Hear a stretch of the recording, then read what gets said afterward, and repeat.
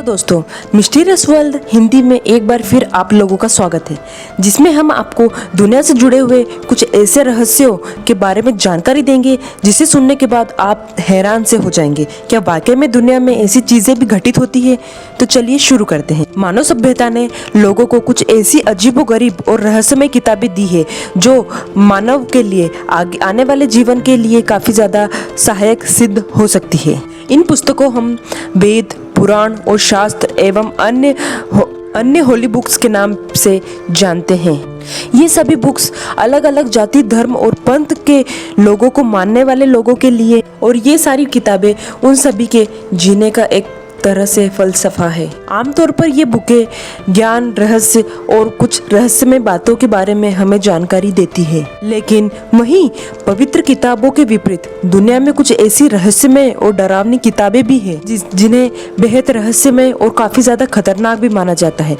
कुछ लोगों का तो यहाँ तक मानना है कि अगर वो इन किताबों को पूरा पढ़ते हैं या फिर अधूरा छोड़ देते हैं तो या तो उनकी मृत्यु हो जाती है या फिर वो अपना पागलपन सा महसूस करने लगते हैं। तो चलिए जानते हैं क्या है वो रहस्यमय किताबें और आखिर ऐसा लोगों के साथ क्यों होता है। और कुछ लोगों का तो यहाँ तक मानना है कि इन रहस्यमय किताबों में कुछ ऐसी बातें भी लिखी गई है कि यदि ये इंसानों से जितनी दूर रहे वो इंसानों के लिए काफ़ी ज़्यादा लाभदायक सिद्ध होगी। जितना अच्छा होगा कि इंसान इन सारी चीज़ों से दूर रहे, पर कुछ लोग होते हैं कि मना करी हुई चीज़ों में ही जाते हैं। दोस्तों शुरू करते हैं इस वीडियो को और जानते हैं ये रहस्यमय किताबों के बारे में।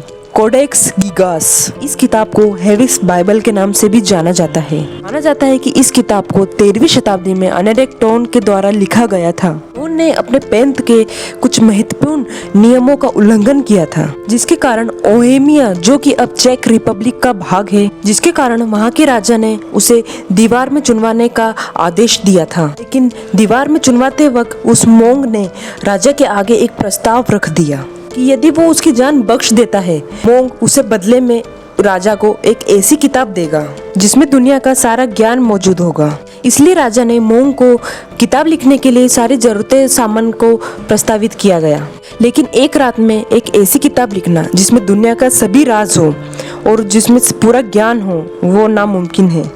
तब उस मोंक ने शैतानी मंत्रों द्वारा लूसीफर का आह्वान किया और लूसीफर से अपनी आत्मा का सौदा हो जाने के बाद उसे एक ऐसी किताब लिखने को कहा और उसकी इस किताब लिखने में मदद की। ये किताब 36 इंच लंबी और 20 इंच चौड़ी और लगभग 1.5 इंच मोटी है, जिसमें शुरुआत में 320 पेज थे। और इतना ही नहीं बल्कि इस किताब के पन्नों के लिए गधों और घोड़ों की चमड़ी का इस्तेमाल किया गया और इस किताब का वजन लगभग 34 किलो के आसपास है। इस किताब में अनेकों प्रकार की शिल्पकारी भी की गई है। यह किताब मध्यकालीन युग की हस्तलिपियों में से सबसे महत्वपूर्ण है। और इतना ही नहीं बल्कि इस किताब में बाइबल के अनेकों उद्देश्यों का उल्लेख किया गया है। लेकिन किताब के कुछ पन्ने पलटने के बाद एविल की एक 19 इंच लंबी एक तस्वीर बनाई गई, जिसमें डेविल यानी शैतान को अपने असली रूप में दर्शाया गया है। इस तस्वीर के कुछ पन्नों के बाद अजीब तरह के कमांडो और क्रियाकलापों का जिक्र किया है, जो कि ऐसी तांत्रिक क्रियाएं हैं जिनकी हेल्प से आप डेविल के द्वारा संपर्क कर सकते हैं। इतना ही नहीं बल्कि यह भी माना जाता है कि इस किताब में शैतान ही नहीं बल्कि शैतान को हासिल करने की विधियों को लिखा गया है, जो कि इंसान से जितना दूर रहे उतना ही अच्छा है। पहले इस किताब के 320 पन्ने हुआ करते थे, पर पता नहीं किसी ने इसके 10 पन्नों को निकाल कर हटा दिया है वहाँ से। इसके पन्नों को किसने निकाला और क्यों निकाला, ये आज भी एक राज ही है।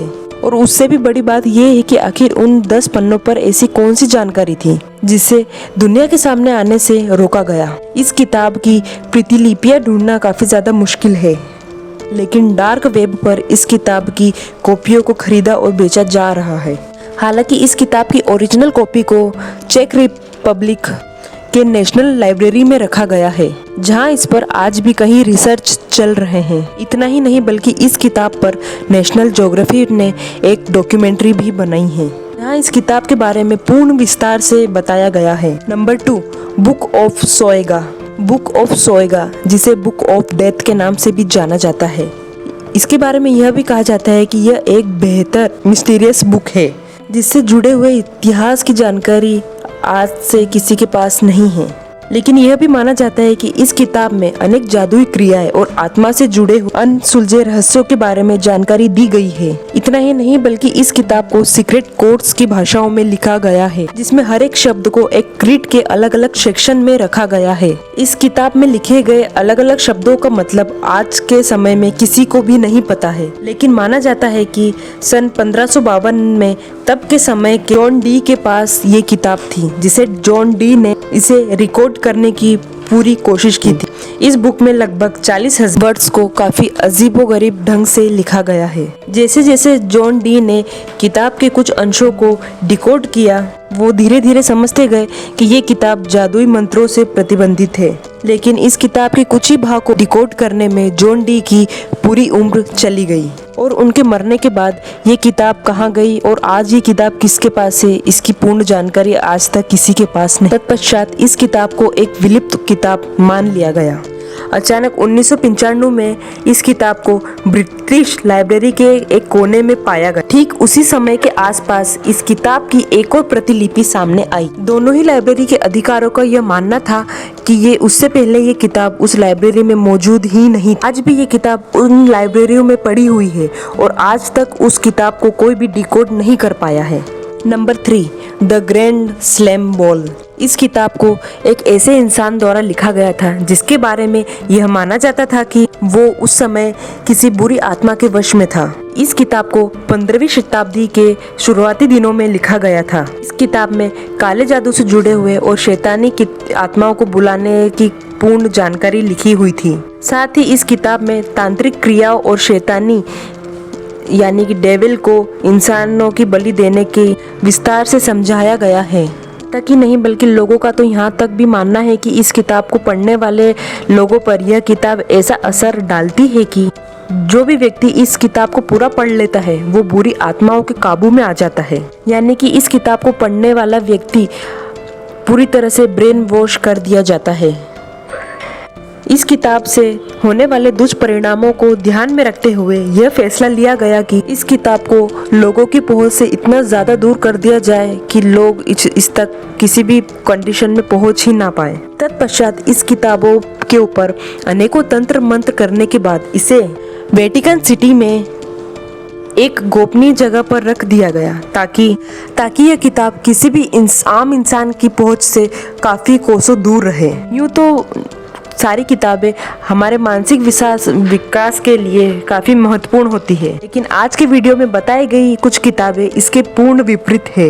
ये किताबें कुछ विशेष इंसानों को असामान्य शक्तियाँ प्रदान करने के लिए लिखी गई थी, इसलिए इसे आम इंसानों से दूर रखना ही ठीक है। आपको कभी ऐसी रहस्यमय और खतरनाक किताब पढ़ने का मौका मिले तो क्या आप इन्हें पढ़ने की ज़रूरत करेंगे? आप अपने जवाब कमेंट में कर सकते हैं।